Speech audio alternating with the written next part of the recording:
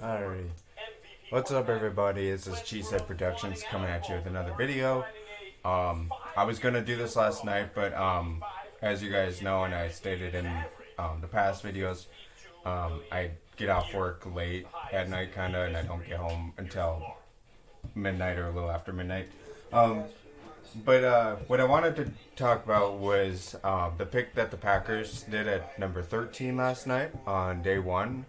Um, so unfortunately, guys, we did not draft a wide receiver to piss Aaron Rodgers off. That was the ultimate mojo that everybody wanted the Packers to do, and of course, majority of the fans, myself and like Tom Grossi and lots of others wanted JSN because we all thought the Lions were going to do this again to us like they did last year in the draft was snag Jameson Williams.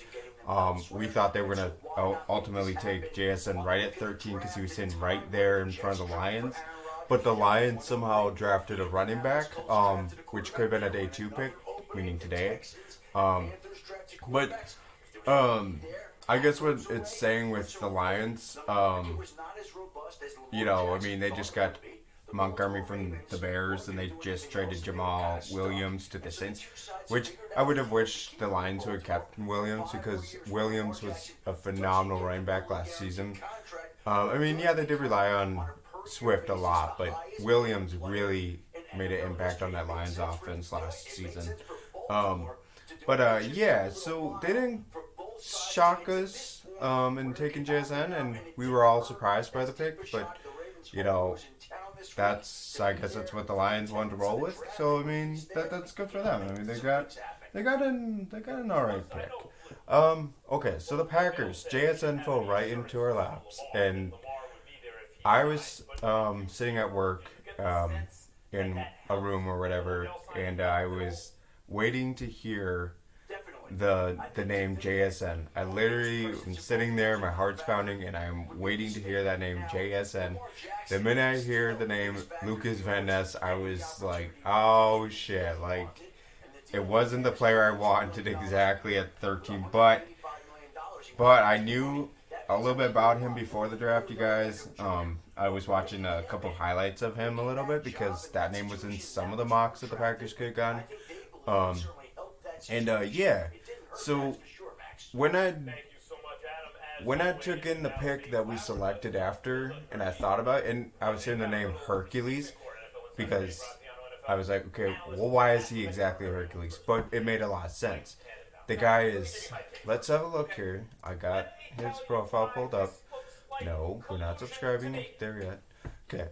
So I got his profile up. He is 6'5", 272 pounds, 34-inch arm, like length, hand 11 inches, massive body, you guys. I mean, this guy is bigger. Like he's like almost 10 pounds bigger than Aiden Hutchinson. So when I saw that, and I compared Aiden to there's a highlight reel of him right here. That's just the pick selection, you guys. Right here, yeah, you see why this made a ton of sense for the Packers to go for, because edge is a huge need. Rashawn Gary is still out. He is, I think he's expected to come back, you guys, around in week 6, I heard. I know for a fact he'll be back for sure. It's just probably going to be in October. But the Packers are going to plan on using him as an outside linebacker. No, stop going down. They're going to use him as an outside linebacker based on Brian Gutekunst's interview last night. I think it's a really good fit. I mean, really, this is a phenomenal pick. I love the kid. When I was watching his highlights, though, from college, it made me fall in love even more with the pick because the Packers have not had a defensive player that's got a lot of potential talent in a long freaking time since Clay Matthews. Like he kind of like reminds me of the Clay Matthews. Like I get the Aiden Hutchinson vibes. I had a lot of that last night, but now I'm thinking, okay, this is more of like a Rashawn Gary 2.0 kind of. If that's how you want to put it as, or this is more of like a maybe a Clay Matthews kind of vibe, because when Matthews was a rookie and we got him from USC, and that was in day one of the 2009 picks. Of course, again, I wasn't that big of them Packers, and I've never paid attention to the draft. But when I was watching Matthews' rookie highlights with the Packers, I mean, he was all right. He was not the greatest, but then his year two, he was phenomenal. So the theme is that with him, he's going to be that player that's might not have the greatest season start with the Packers, but I mean, there's going to be a lot of room for development. And I think Lukas Van Ness is going to be one of those players when it comes to the third year. He's going to be one that you do not want to go up against because by then he's going to be a freak. But yeah, this is a phenomenal pick, though. I mean, I was wanting JSN. Could we have gone maybe Broderick Jones? We absolutely could have. And we could have sniped the Jets, I mean, with Broderick Jones, even if we would have went with him and not a receiver. We could have taken that. But, the Jets didn't get their O-line for Rodgers, and that was their biggest thing that they wanted. That was their biggest need. But the Steelers moved up to 14, and they immediately took Broderick Jones right in front of Rodgers and the Jets. That was funny. That was a good pick for Pittsburgh. Yeah, this one was probably one of those picks that that made me fall in love ultimately. I really cannot wait to see what this kid's gonna do. And if you guys want, we can go over his highlights maybe this weekend or something, and I'll show you a little bit more about him.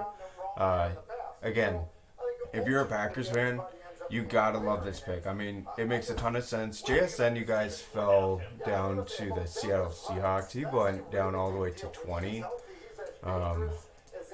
Yes, I mean, the Seahawks, they got Tyler Lockett. They got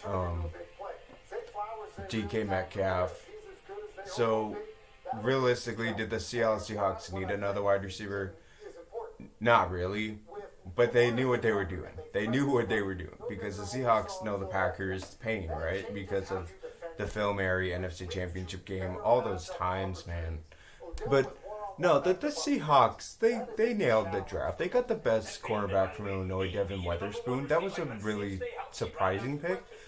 I think the teams that nailed this draft was the Texans and the Eagles. Let's talk about the Texans real quick. So, the Texans shocked us all last night, right off the bat. Yes, they got their franchise quarterback, C.J. Stroud. I wouldn't say exactly franchise, but new face quarterback, right, that could be the franchise if he performs at a high level this season. They got Will Anderson, and that everybody said he's a Cardinal. But the Cardinals, there was talks I heard that the Cardinals were trading down.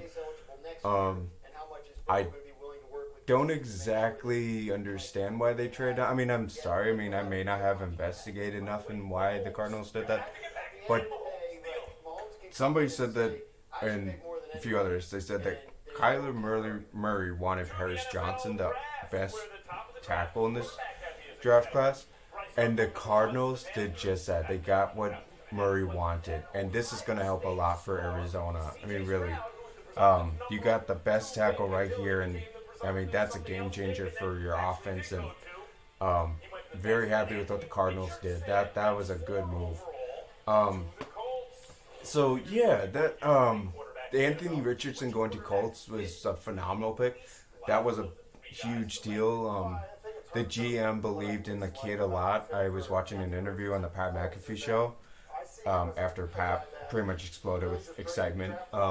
He was talking to the GM, and the GM was talking to Pat, and them stating that they believed in the kid. There's a lot of growth. The kid, in his physical ability, I mean, absolutely, they were in love with Anthony Richardson the entire time.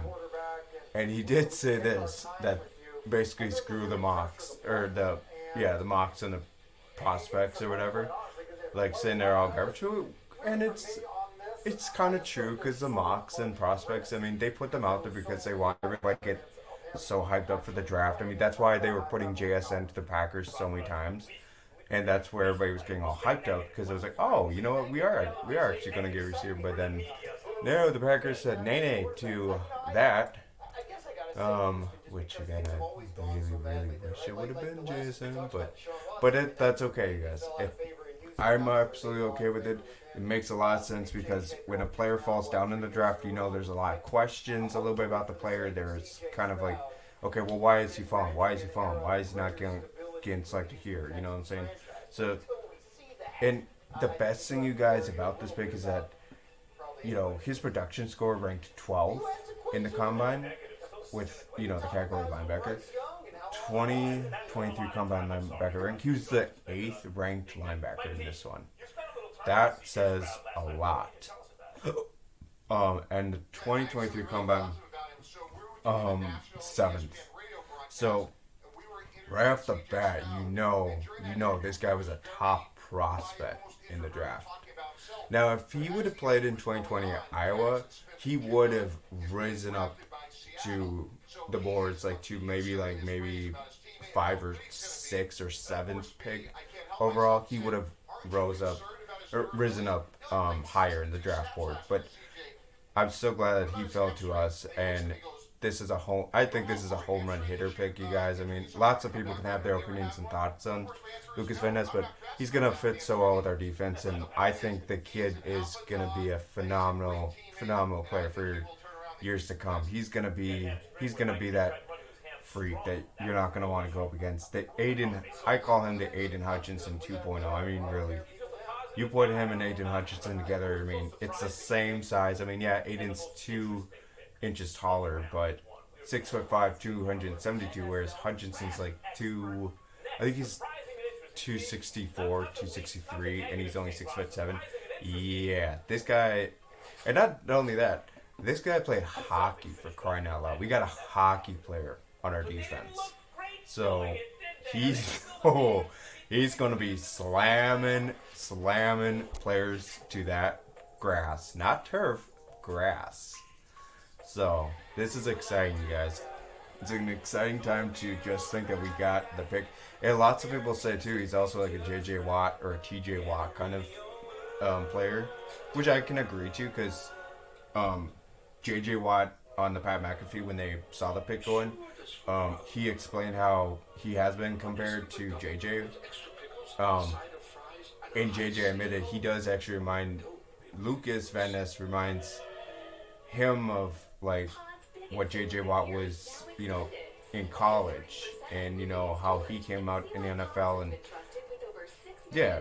So yeah, this is a great pick, you guys. Today we are picking at 42 and 45. I think the Packers today, today's mission is going to be all about we get since we already addressed an edge, we are most likely going to go for either we can go for a cornerback. We're definitely going for tight end. I think the tight end's going to be the first one we're going to go for at 42. If we got Michael Mayer. If we get Darnell Washington, Sam Laporta. There is Sam Laporta.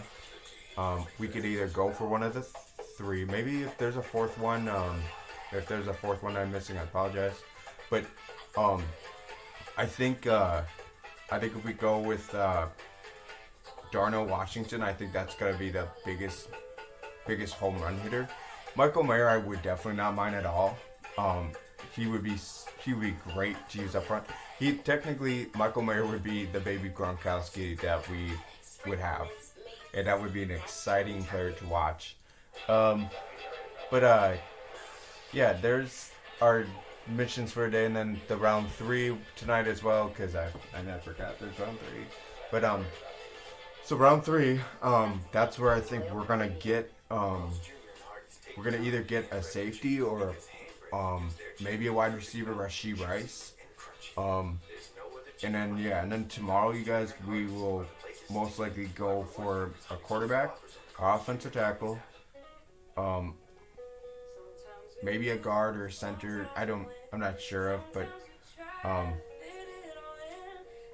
quarterback, maybe a running back, Um, I really want that kid from Michigan, the Michigan tackle. I really want him. He'd be a great guy to use up in front. Um, but yeah, I mean the rest is gonna be all kind of like, here's your flyers, kind of pick up your best available player, but based on your needs. But we definitely need to get a quarterback. I really don't want Stetson Bennett. I really don't want him.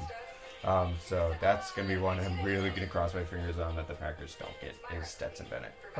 Um, but either way, day one, that was a phenomenal day. It was a great day. I mean, yes, the pick was a little overhyped, and JSN, to be fairly honest, he's a phenomenal athlete, but I think he's just overhyped. He's way too overhyped.